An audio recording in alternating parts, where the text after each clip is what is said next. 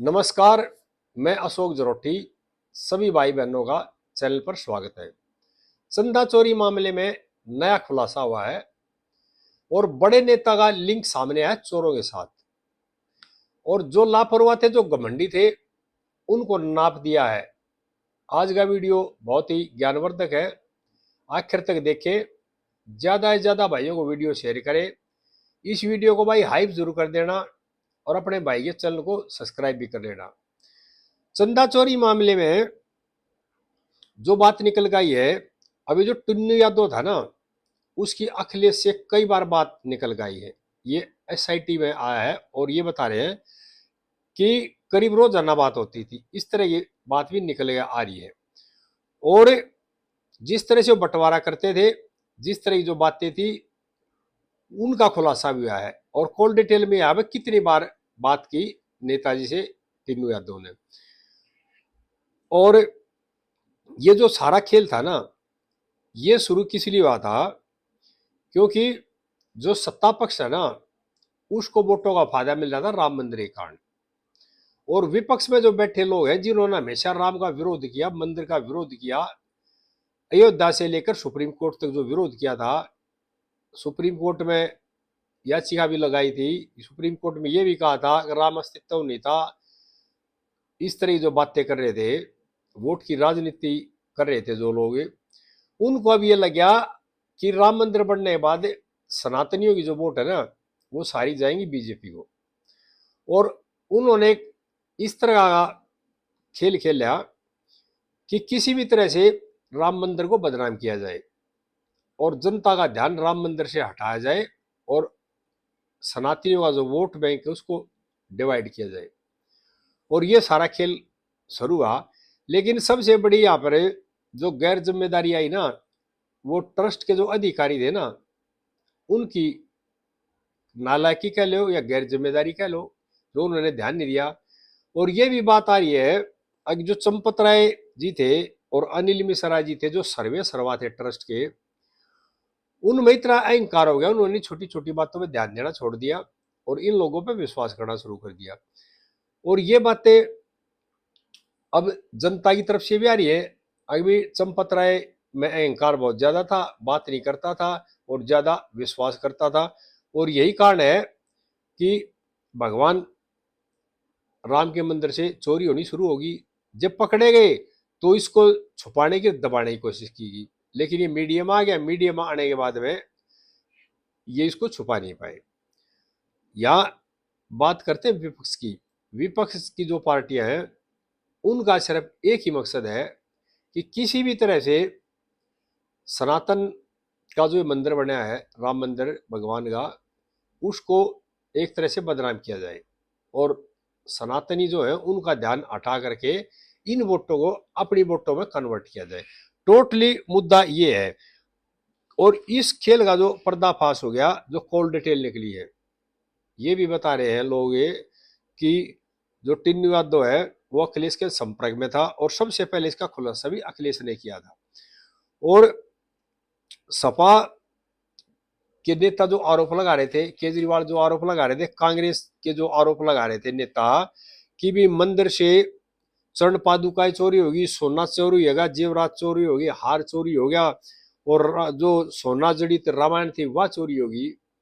आज की जो ब्रीफिंग में है ना, प्रेस के सामने सारी चीजें लाकर रख दी ट्रस्ट ने। और ट्रस्ट की आज मीटिंग भी थी।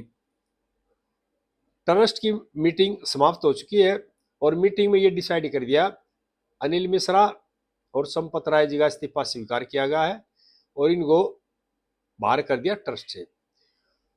ये भी बात कही जा रही है कि जो संविधान है ना राम मंदिर का, उसमें यह अगर कोई आदमी अपनी इच्छा से इस्तीफा देता है तो उसका इस्तीफा उसी टाइम स्वीकार माना जाता है।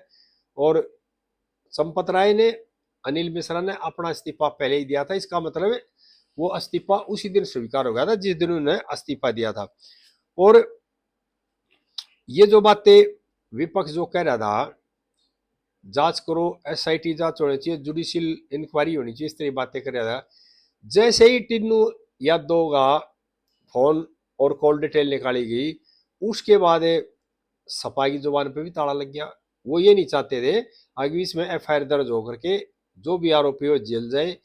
उनका सिर्फ एक ही मकसद था, किसी भी तरह से बदनाम करके वोटों को डिवाइड करना।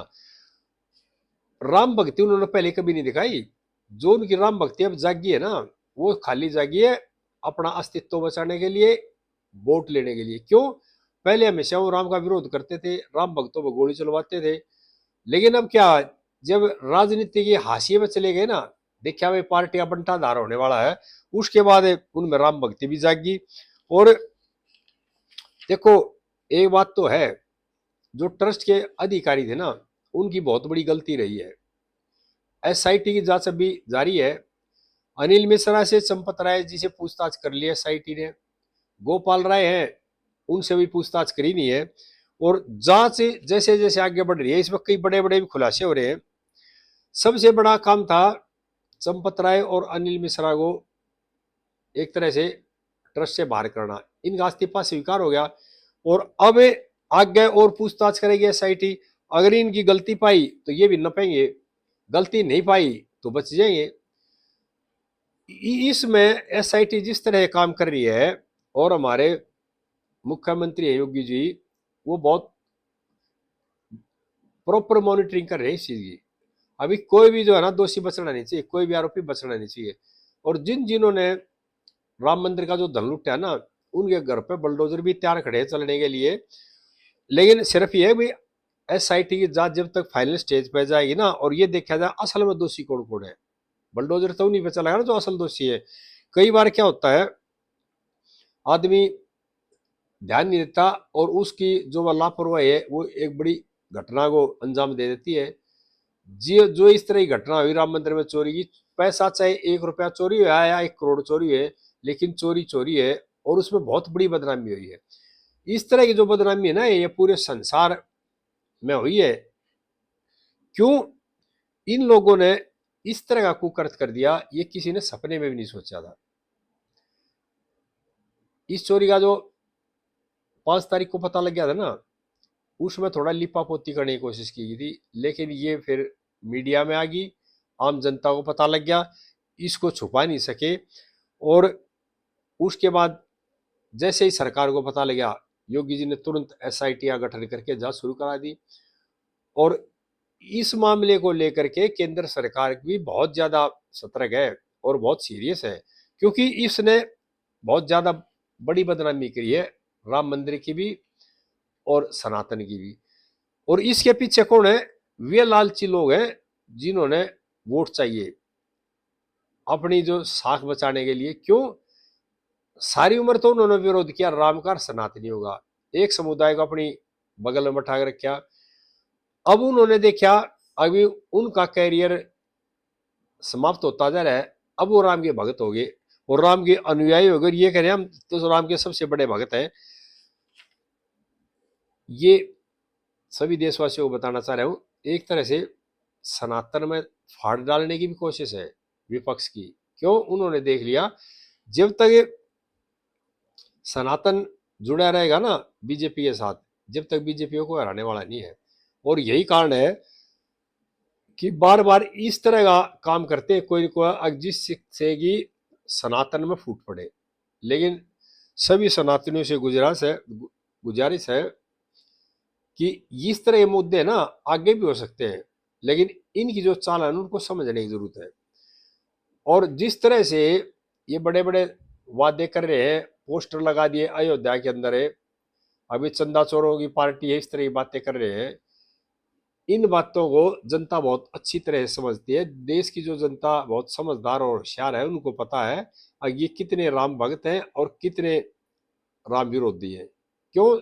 सारी उम्र तो विरोध किया, अब वोट की राजनीति करने के लिए राम के खास हो गए।